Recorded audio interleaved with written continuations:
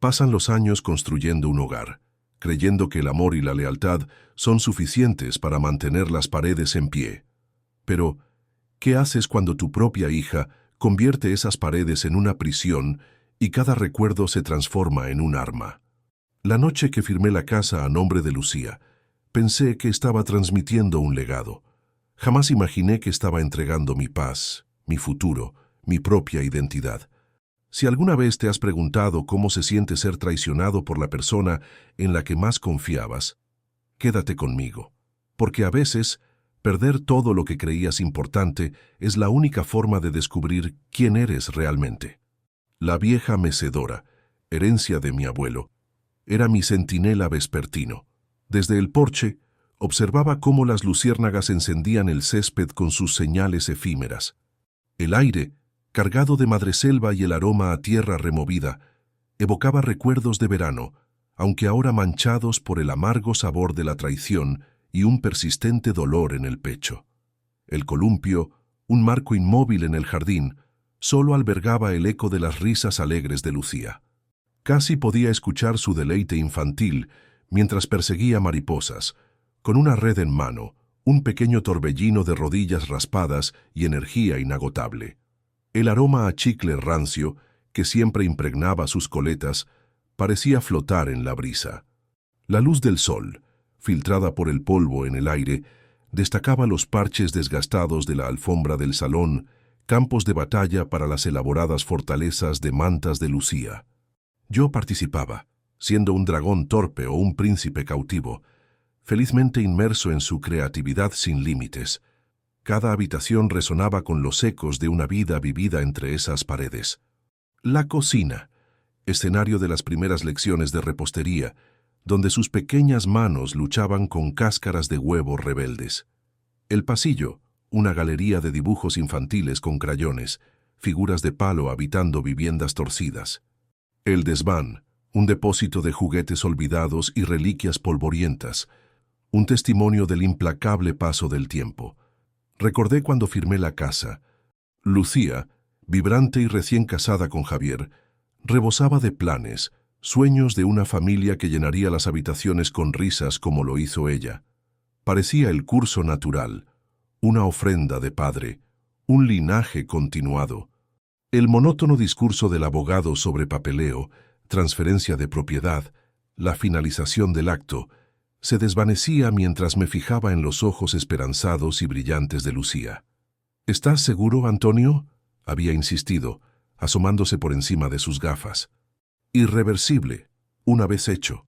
Por supuesto, afirmé. Es para Lucía. Ahora, el recuerdo era una espina en mi garganta. El crujido rítmico de la mecedora, un contrapunto a la tormenta en mi mente. De adelante hacia atrás, un lento vals de arrepentimiento y resignación. Me esforzaba por recuperar el orgullo de ese día, la satisfacción de asegurar el futuro de mi hija. Solo quedaba la punzada de la traición, el vacío en mis cuentas, un aplastante peso de amor malgastado. Me había imaginado aquí viejo y contento, rodeado de familia, viendo a los nietos jugar donde Lucía había jugado. Imaginaba contando cuentos en este porche, la canción de la mecedora, un ritmo reconfortante bajo sus risas, una vida no realizada, un futuro robado. El sol poniente salpicaba el cielo con tonos de fuego. Las luciérnagas intensificaban su danza, minúsculos destellos de luz contra la oscuridad que avanzaba. Permanecí en el porche, la mecedora mi única confidente, viendo las sombras alargarse sobre el césped. Era un espectro, un testigo silencioso de una vida negada. La decisión estaba tomada, la casa vendida, la transferencia de fondos mañana, luego el olvido, un fantasma desvaneciéndose en el crepúsculo, dejando ecos de lo que había sido, que descubran la verdad más tarde, que regresen para no encontrar nada, que prueben aunque sea un ápice del dolor que me dejaron, pero me negaba a presenciarlo. La paz mental, aunque fugaz, era todo lo que poseía. La mecedora emitió un largo gemido bajo mí, un suspiro sombrío que reflejaba el dolor en mi alma. Era hora de retirarse al interior, tiempo de reunir las pocas pertenencias que llevaría, tiempo de despedirse de los recuerdos que se aferraban a estas paredes. Tiempo de abandonar la vieja mecedora. El sobre azul pálido llegó con su habitual, lúgubre puntualidad. Otro mes, otro extracto bancario. Normalmente, languidecía sin abrir en la mesa del pasillo un ajuste de cuentas retrasado que no estaba ansioso por enfrentar. Pero hoy, una urgencia peculiar me embargó, un marcado contraste con la apacible resignación que había sentido desde que decidí mudarme. Quizás era la engañosa tranquilidad antes de la tormenta, reflexioné. Rasgué el sobre, el papel cediendo con un susurro. El extracto se desplegó. Eché un vistazo al saldo inicial, luego dejé que mi mirada se deslizara por las columnas de cifras, una ráfaga de débitos cada vez más grandes que los anteriores. Pagos de facturas, supuse inicialmente, luego las fechas registraron. Demasiado frecuentes, demasiado agrupadas, las cantidades demasiado exorbitantes. Un nudo se formó en mi estómago. Tomé mis gafas de lectura de la mesa cercana y me concentré en el libro mayor. Los números nadaban, un caos borroso que se negaba a resolverse. Un error, seguramente. Los bancos eran propensos a errores, ¿no? Pero con cada revisión, la verdad se solidificaba, clara e innegable. Las retiradas eran reales, significativas y recientes. Cada transacción meticulosamente anotada. Dispensaciones de cajero automático, transferencias digitales, un cheque de caja a nombre de Javier. Un pavor glacial permeó mi ser, un sentimiento que trascendía la mera sorpresa. Esto era traición, pura y simple.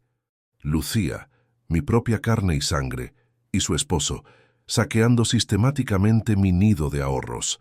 La fortuna que había acumulado meticulosamente durante toda una vida de trabajo, el legado que había destinado para su futuro. Mi pecho se contrajo. Una presión extraña floreció detrás de mis ojos, un calor feroz amenazando con desbordarse. Lágrimas de ira, de angustia, de absoluta incredulidad. ¿Cómo pudo? ¿Cómo pudieron perpetrar tal acto? Me desplomé en el columpio del porche, su chirrido rítmico una banda sonora burlona de mi caos interior. El sol poniente pintaba sombras alargadas y grotescas sobre el césped bien cuidado, distorsionando formas familiares en parodias monstruosas. La casa parecía observarme, sus ventanas como órbitas vacías reflejando mi mirada desorientada. Recordé a Lucía de niña, sus ojos brillantes destellando con alegría pura. Innumerables tardes perdidas en cuentos antes de dormir, guiándola en su primer paseo en bicicleta, lidiando con fracciones y redacciones. Los sacrificios que acepté para que ella pudiera tener un futuro sin límites. Y ahora, este acto de avaricia. Intenté reconciliar la imagen de la hija adoradora con la intrépida conspiradora que había vaciado mis cuentas. Una hazaña imposible. Las dos personas permanecieron obstinadamente distintas, dejándome varado en un desolado páramo de desamor y desilusión. ¿Había un motivo? ¿Una situación desesperada que los obligó a tomar medidas tan drásticas?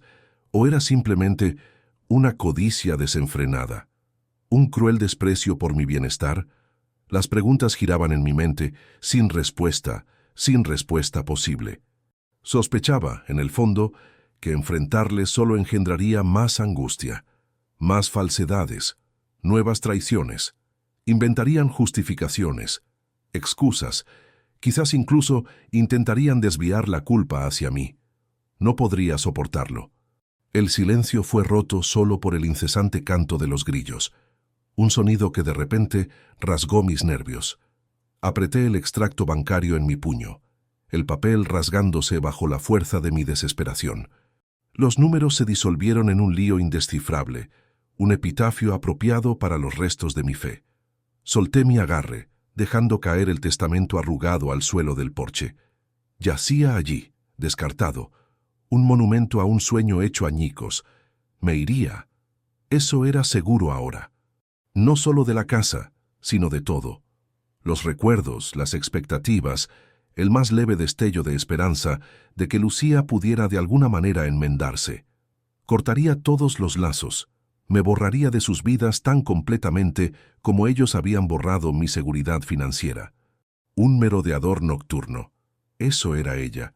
Eso eran ambos, robando no solo mi dinero, sino mi serenidad, mi confianza en la humanidad. Y yo, la víctima, simplemente evaporaría, un espectro en sus vidas, eternamente pinchando sus conciencias, suponiendo que poseyeran tal cosa. El frío puño de la furia que había agarrado mi corazón comenzó a aflojarse, reemplazado por un peso plomizo de absoluta desilusión. El extracto bancario, un simple trozo de papel, soportaba la carga aplastante de años, fe depositada, afecto prodigado, todo aparentemente desperdiciado. La confrontación se sentía como tragar grava. Imaginaba la escena, sus expresiones tensas justificando vacilantes, el predecible juego de culpas. Lucía, siempre propensa a las lágrimas, Javier, el embaucador de lengua plateada, tejiendo historias de penurias y necesidad extrema. Y yo me quedaría con el eco espectral de sus fabricaciones, un residuo manchando el mismo aire de este hogar. No podría soportar sus racionalizaciones, sus defensas de lo indefendible. El silencio, determiné, sería mi baluarte. Una desaparición tranquila de su esfera, un espectro que acecharía sus corazones culpables. Me levanté, mis articulaciones envejecidas crujieron en protesta.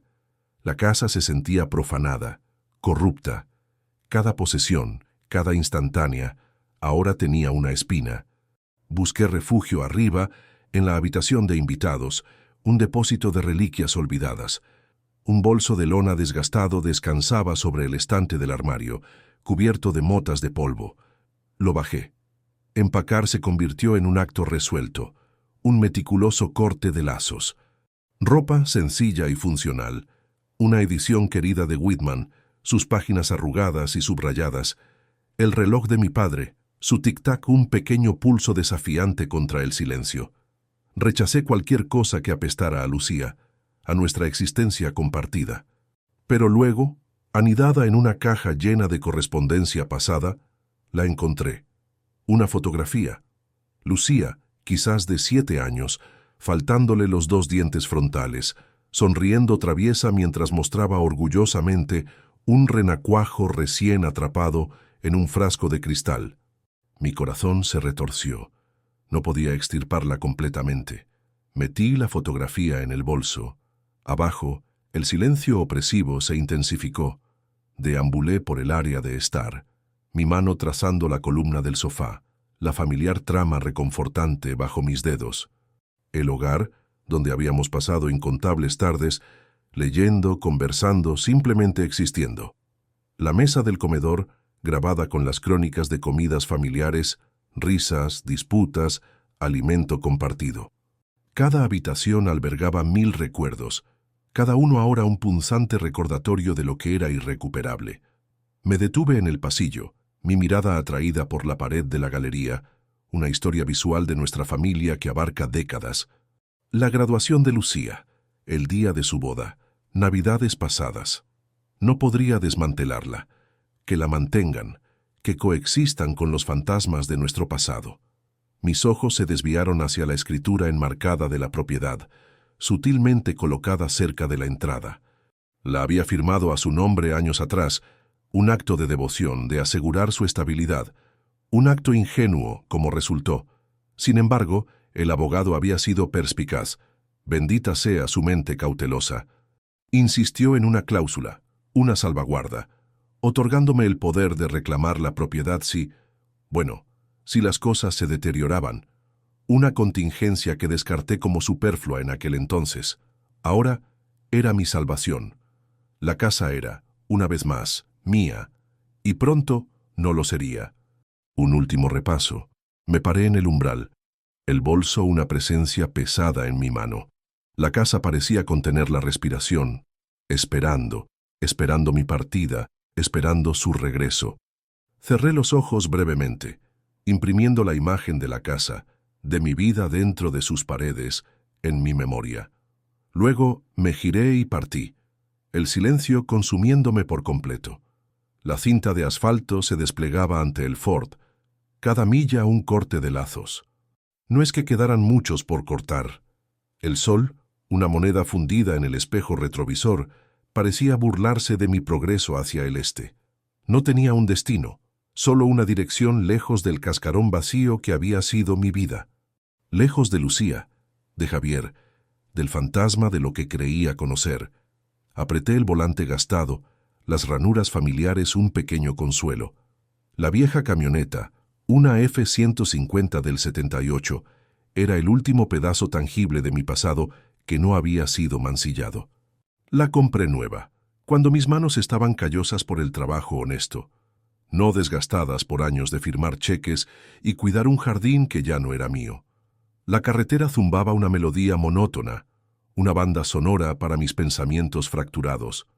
Me veía a mí mismo, más joven, más fuerte, clavando el primer clavo en el marco de esa casa. Lucía, una niña con coletas rebotando, pasándome herramientas, su rostro iluminado de orgullo.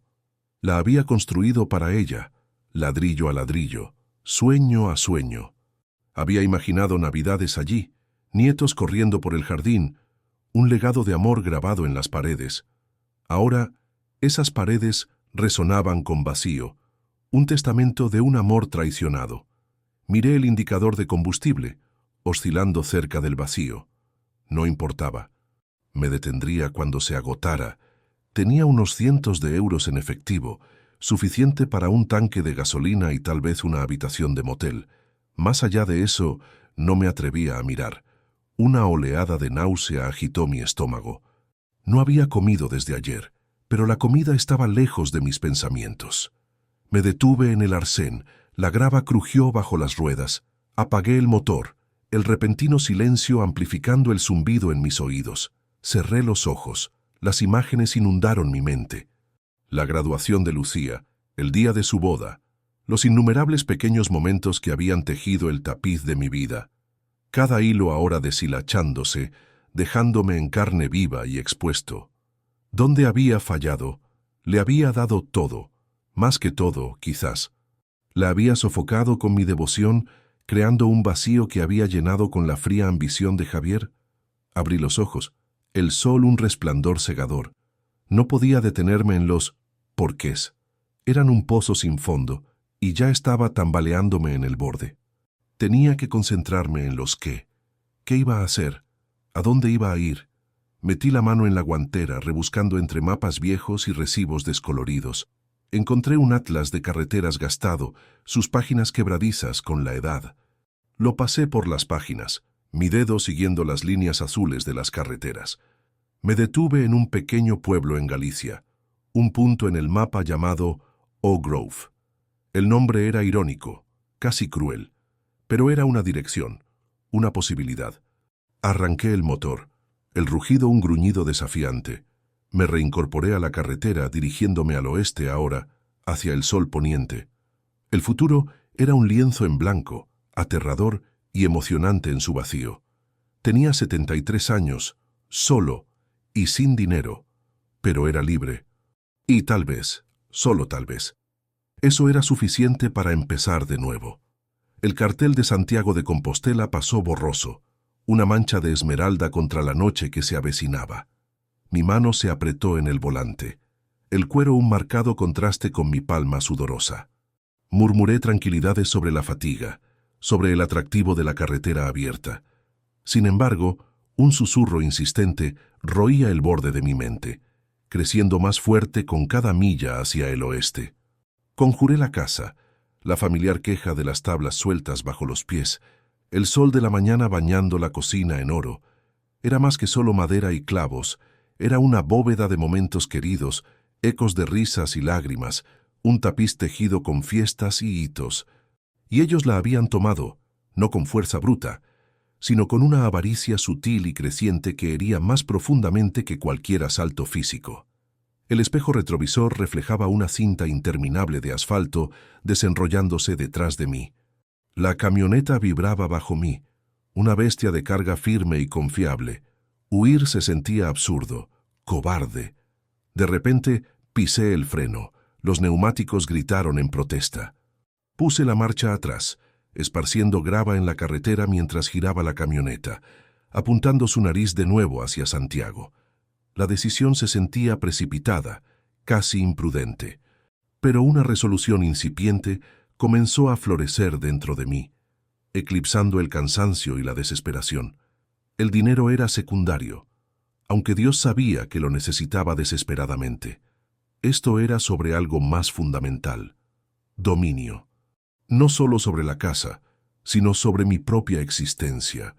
Recordé la pila de documentos enterrados en un archivador olvidado. Las escrituras, los acuerdos de transferencia, la letra pequeña que había pasado por alto ciegamente en un arrebato de confianza. Años atrás había firmado todo, un símbolo de afecto, una salvaguarda para el futuro de Lucía. Pero la ley, recordé, era un árbitro frío e insensible, y tenía una corazonada, una creciente premonición de que esos papeles contenían la clave de mi liberación.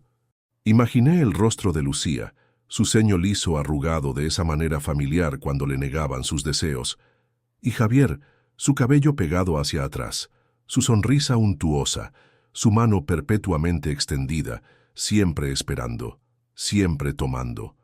La ira parpadeó, una brasa lenta y humeante. No, no me retiraría a las sombras. Un relicto roto y derrotado. Les confrontaría. Encontraría su mirada y expondría su traición. Y luego lucharía por lo que era legítimamente mío. Los faros cortaron la negrura, iluminando el camino por delante. El motor rugió, un desafío desafiante. La camioneta se lanzó hacia adelante, llevándome de regreso hacia la vida que había tratado de escapar, pero esta vez no sería en sus términos. Esta vez sería el amo de mi destino. El cielo gallego parecía un poco más brillante ahora, el aire llevando un mordisco más agudo. El peso en mi pecho no había desaparecido por completo, pero se había aliviado, suavizado, cediendo a una esperanza frágil y naciente. Era un comienzo, un paso tentativo hacia la reclamación de mi alma. El cartel afuera decía: Juan Pérez, abogado. Sencillo, sin pretensiones, cualidades que rezaba reflejaran al hombre dentro. Necesitaba simplicidad y franqueza ahora. Alguien que pasara por alto el mapa de preocupaciones grabado en mi rostro y el temblor en mi agarre. Alguien que simplemente ofreciera un oído. La sala de espera era estrecha, motas de polvo danzando en haces de luz que atravesaban las persianas envejecidas. Una pila de revistas gastadas yacía en una mesa lateral, sus portadas desvaídas y esquinas dobladas. Luché contra el impulso de tomar una. La distracción era un peligroso lujo. El enfoque era primordial. Señor García, una mujer, su rostro irradiando amabilidad, su sonrisa genuina, me hizo señas. Me guió por un estrecho pasillo hasta una oficina dominada por un gran escritorio de roble y estanterías abarrotadas de textos legales. Juan Pérez se levantó. Ofrecerme una mano de bienvenida. Por favor, llámame Tom. Toma asiento. Era más joven de lo que esperaba, quizás rondando los 30 y tantos, con una barba bien cuidada y una expresión de sincera preocupación. Me acomodé en la silla de cuero, su superficie fresca contra mi espalda, y coloqué el sobre manila con el contenido de mi caja de seguridad en el escritorio. Tom, necesito tu ayuda. Mis circunstancias han cambiado drásticamente. Relaté la odisea, eligiendo cada palabra con cuidado, evitando deliberadamente el abismo que la partida de Laura había dejado. Hablé de la casa, de su transferencia, de la impactante realización de mis cuentas vacías. Presenté los documentos, la escritura original, el poder notarial imprudente y los condenatorios estados de cuenta. Tom escuchó con atención, con una ligera arruga en el ceño. Formulaba preguntas pertinentes, su actitud profesional pero compasiva. Sin interrupciones, sin consuelos vacíos, solo un silencio atento.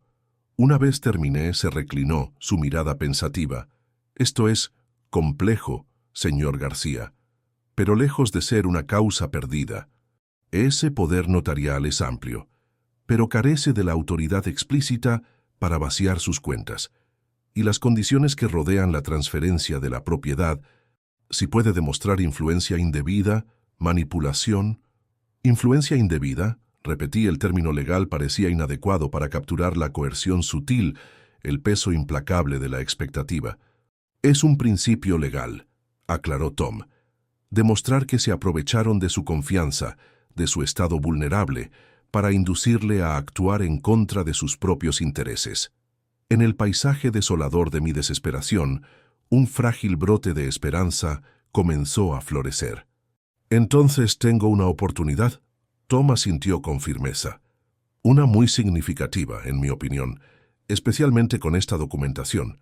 Podemos presentar una solicitud de rescisión de la transferencia de propiedad, congelar sus activos y lanzar una investigación exhaustiva sobre los retiros no autorizados». Una ola de algo parecido a la determinación me invadió. No era furia, aún no. Más bien una resolución tranquila y firme. Entonces procedamos. Recuperemos lo que es legítimamente mío. La siguiente hora la pasamos revisando meticulosamente el papeleo. Tom explicando cada documento, asegurándose de que comprendiera el significado de cada cláusula. Su enfoque era minucioso, exigente, sin prisas. Aprecié su meticulosidad. Finalmente, el último documento fue firmado. Observé cómo Tom aplicaba el sello oficial, el golpe seco resonando en el confines de la oficina. No era un triunfo, aún no, pero representaba un avance, una reafirmación del control. Al levantarme para irme, Tom me ofreció nuevamente su mano. «Entiendo que esto es increíblemente desafiante, señor García. Pero soy optimista de que podemos obtener un resultado justo para usted». «Gracias, Tom», respondí. Las palabras eran insuficientes para transmitir mi gratitud. Por escuchar, por creer en mi caso. Al salir, el cielo de Madrid parecía de alguna manera más vibrante. El aire poseía una nueva claridad. El peso opresivo en mi pecho no había desaparecido por completo, pero había disminuido, se había vuelto un poco más manejable. Mientras caminaba hacia mi coche, una sutil sonrisa tocó mis labios. El camino por delante seguía siendo incierto, pero por primera vez en lo que parecía una eternidad, un destello de optimismo parpadeó dentro de mí. Un indicio de que, quizás, podría redescubrirme. El taxi se marchó, dejándome al crujido familiar de la grava en el camino de entrada. El crepúsculo teñía el cielo en tonos de violeta y ocre. Un lienzo melodramático para mi regreso silencioso. Había mantenido mi visita en secreto. Cuanto menos anticiparan, mejor para mí. En el porche, las cerraduras nuevas brillaban bajo la tenue luz. La llave de Tom encajó y giró con un chasquido seco. Empujé la puerta hacia adentro.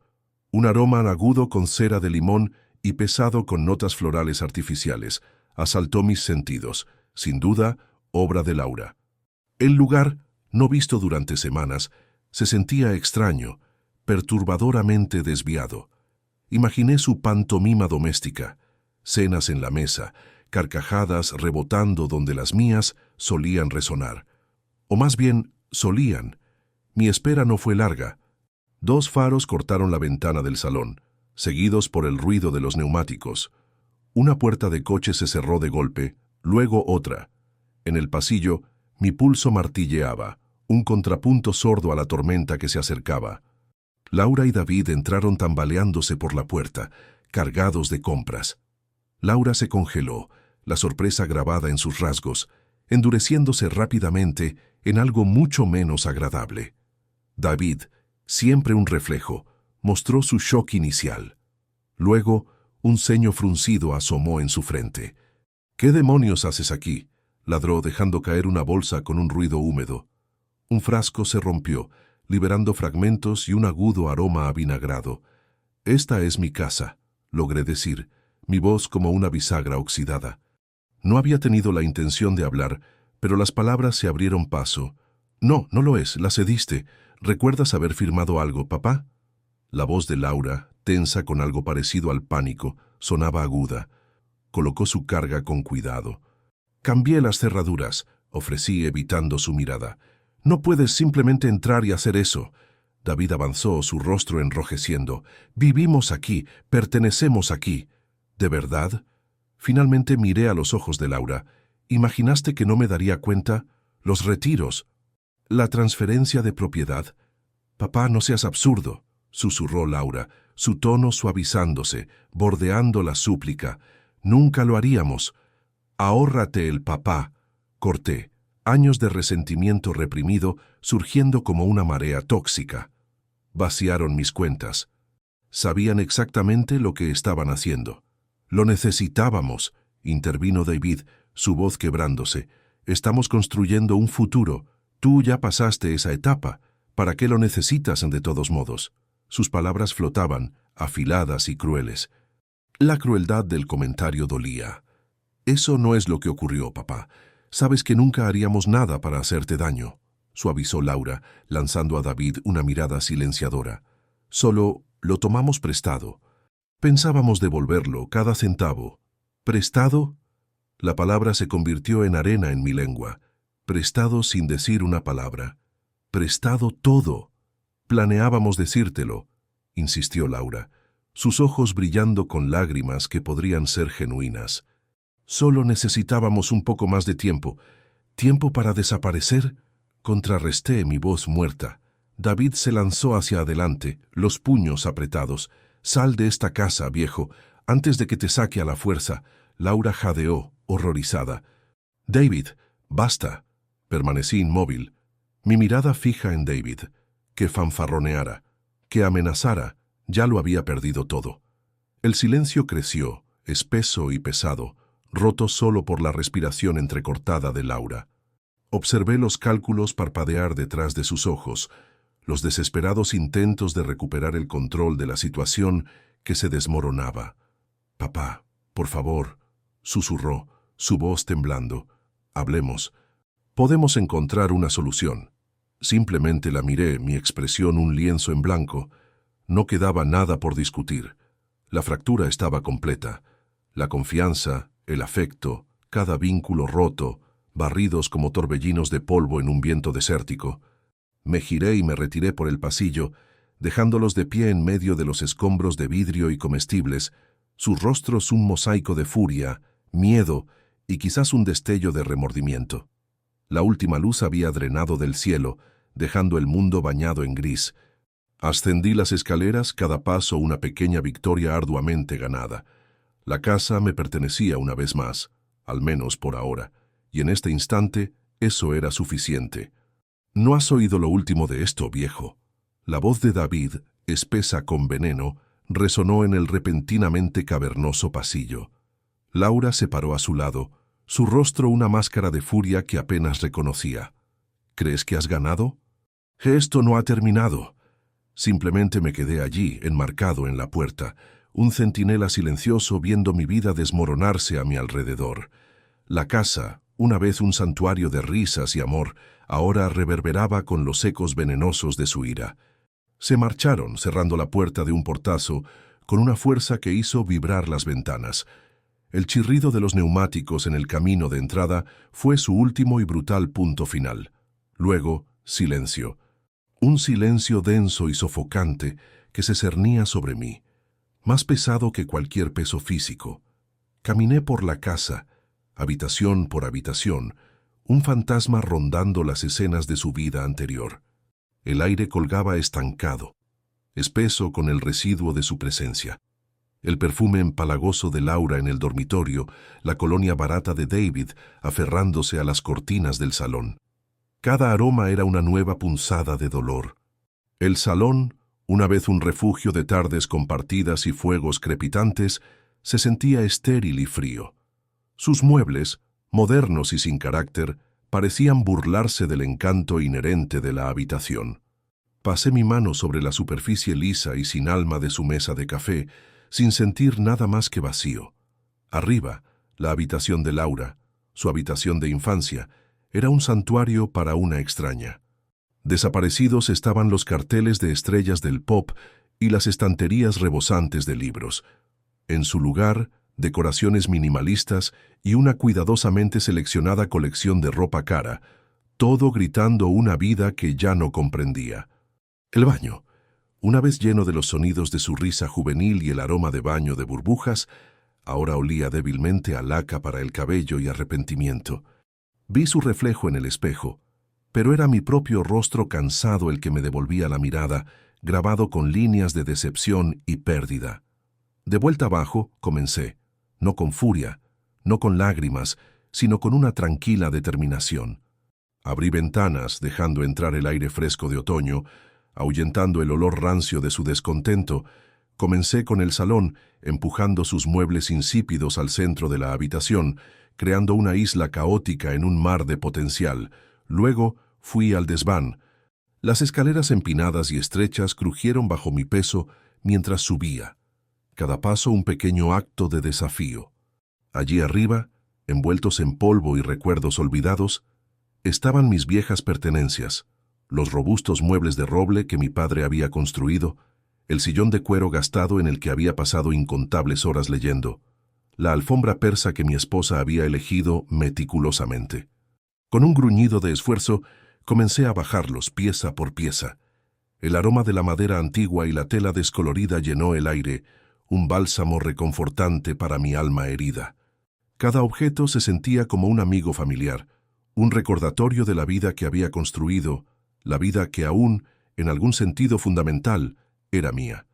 Al caer la noche, el salón se transformó. Mis muebles, gastados pero cálidos, llenaron el espacio con un sentido de historia y pertenencia. La alfombra persa, sus colores atenuados por el tiempo, yacía bajo mis pies, un testimonio silencioso de un amor duradero. La casa aún se sentía vacía, pero era un vacío que podía llenar, un vacío que podía reclamar. Me preparé una cena sencilla, tostadas y té, y me senté en mi sillón, el peso familiar de él, una presencia reconfortante. Tomé un libro, una copia gastada de Dickens, y comencé a leer. Las palabras, familiares y reconfortantes, se derramaron sobre mí, una suave ola que calmaba el dolor en mi corazón.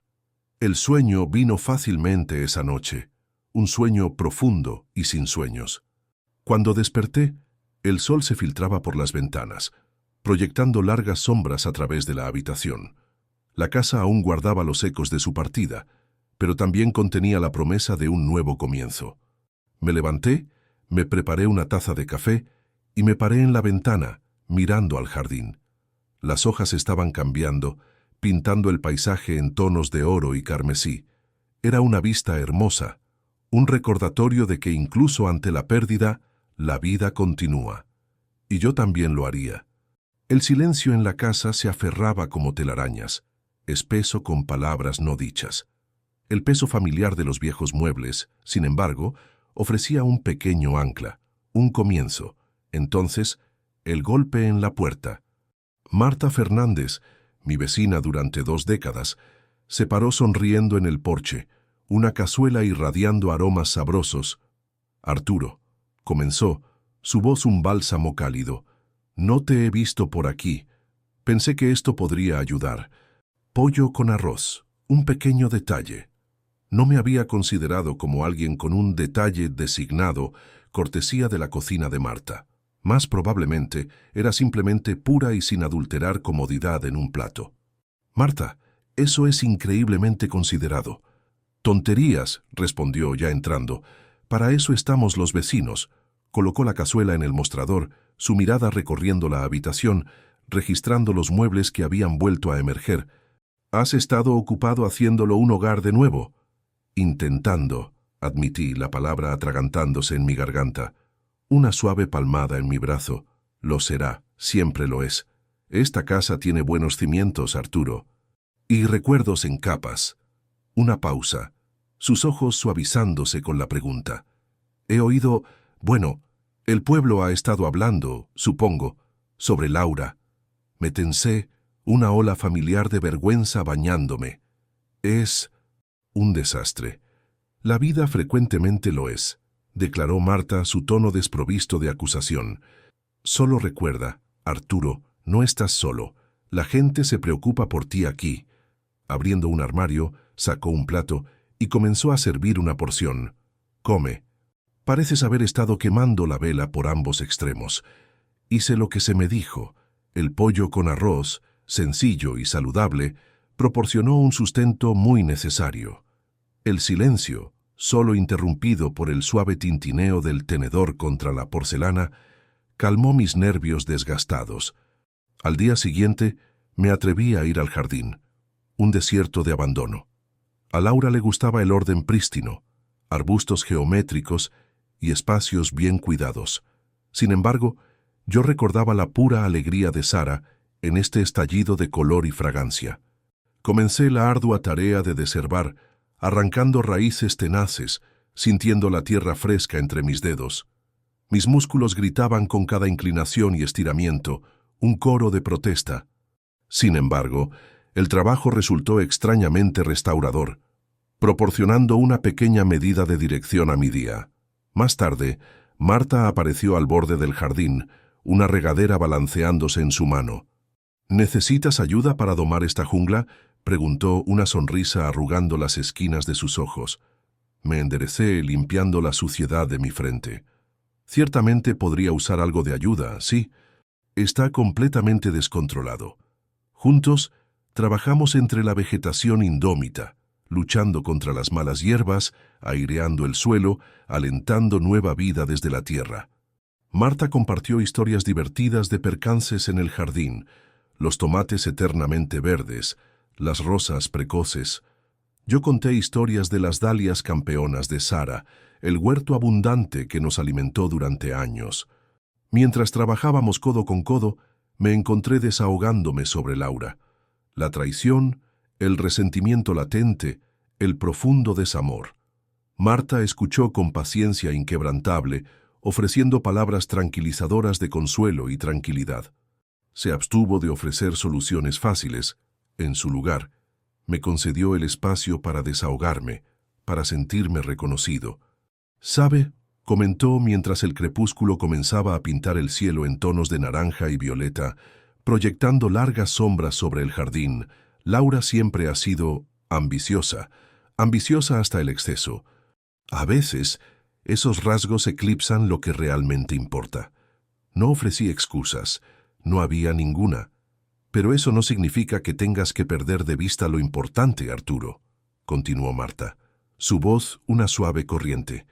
Tienes una vida que reclamar, un jardín que cuidar, una comunidad que te valora. En los días siguientes, me dediqué al jardín. Planté flores vibrantes, un caleidoscopio de color que Sara habría adorado. Creé un pequeño huerto, imaginando tomates maduros al sol y crujiente lechuga esmeralda. El jardín se convirtió en mi refugio, un santuario de tranquilidad y curación. Marta permaneció como una presencia constante, trayendo sustento, ofreciendo su ayuda, simplemente estando allí. Mencionó el club de lectura local, el coro comunitario, el próximo picnic del pueblo. No ejerció presión, simplemente dejándome saber que estaba incluido. Una noche, mientras nos sentábamos en el porche, fascinados por la danza etérea de las luciérnagas en el crepúsculo, Marta observó: «Sabes, Arturo, este pueblo prospera contigo. Siempre has sido un hombre sólido, un vecino generoso. No dejes que las acciones de Laura disminuyan eso». Sus palabras resonaron, golpeando una cuerda profunda dentro de mí. Había permitido que las elecciones de Laura me consumieran, definieran mi existencia. Había perdido de vista mi propia identidad, mis propios valores. Pero Marta tenía razón. Me negaba a rendir mi vida. «Gracias, Marta», logré decir, mi voz espesa con emoción.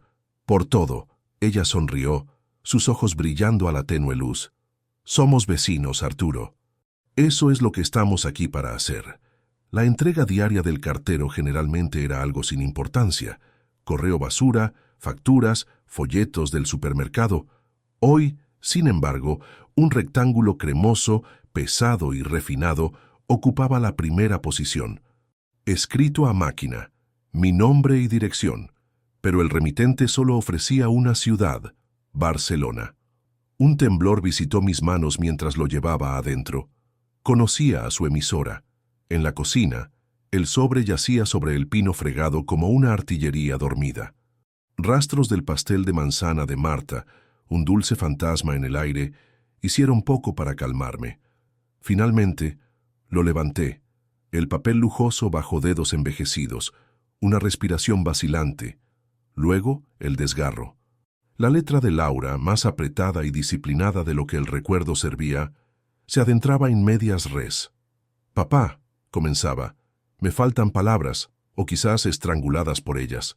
Lo que hicimos estuvo mal, incuestionablemente.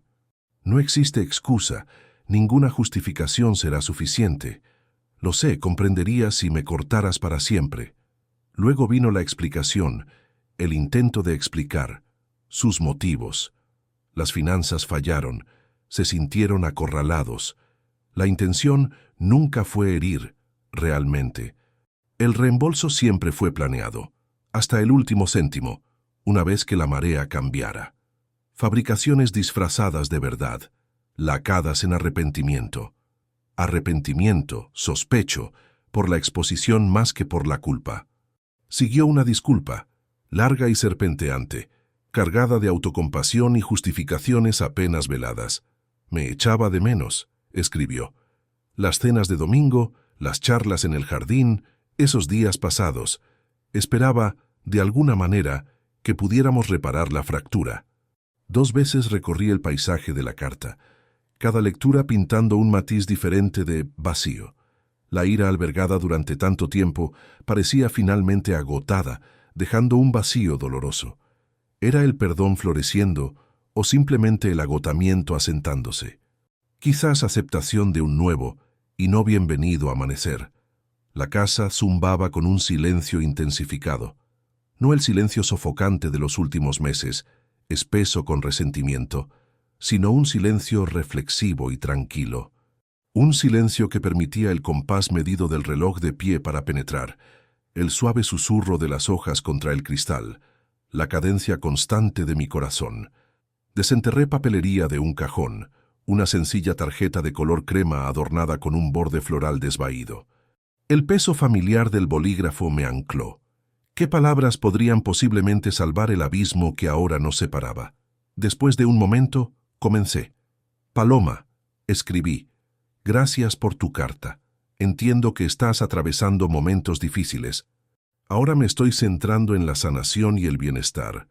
Espero que encuentres paz, papá». Conciso, impersonal, un vacío deliberado de emoción. Ni una declaración de guerra, ni una rama de olivo. Simplemente reconocimiento. Cierre. Sellé la carta. Dirigí el sobre y caminé hasta el buzón al final del camino. El sol poniente pintaba la carretera en gradaciones de ámbar y rosa, alargando sombras. El aire era fresco, cargado con el aroma de la tierra húmeda y el humo de leña distante. Al regresar a la casa, serví té frío y me acomodé en el porche. La mecedora, un legado de la infancia de Clara, sonaba con un chirrido rítmico mientras me balanceaba. Un sonido reconfortante, un consuelo bien conocido. El jardín prosperaba. Las manos de Marta lo habían revivido, deshierbando y podando los parterres descuidados. Las rosas lucían colores vibrantes, su fragancia embriagadora. Los tomates engordaban en la vid, sus pieles brillaban. El jardín, que una vez simbolizaba pérdida y abandono, ahora se erguía como un testimonio de resiliencia, de renacimiento. Visualicé a Paloma, la niña brillante y curiosa que fue. Las incontables horas compartidas, historias leídas, juegos jugados, castillos de arena esculpidos junto al mar. ¿Dónde había desaparecido esa niña? ¿Qué la había transformado en una mujer capaz de tal traición profunda? La respuesta me eludía. Quizás, me dije, no era necesario. El pasado permanecía inmutable, incapaz de ser borrado. Mi única opción, centrarme en el presente, en el futuro, reconstruyendo mi existencia, piedra a piedra. El chirrido de la mecedora continuaba, un ritmo constante contra el lienzo del crepúsculo. El silencio perduraba dentro, pero ya no pulsaba con dolor y desesperación. Resonaba con fuerza, con aceptación, con serenidad. Un silencio transformado, y dentro de él, un naciente destello de esperanza.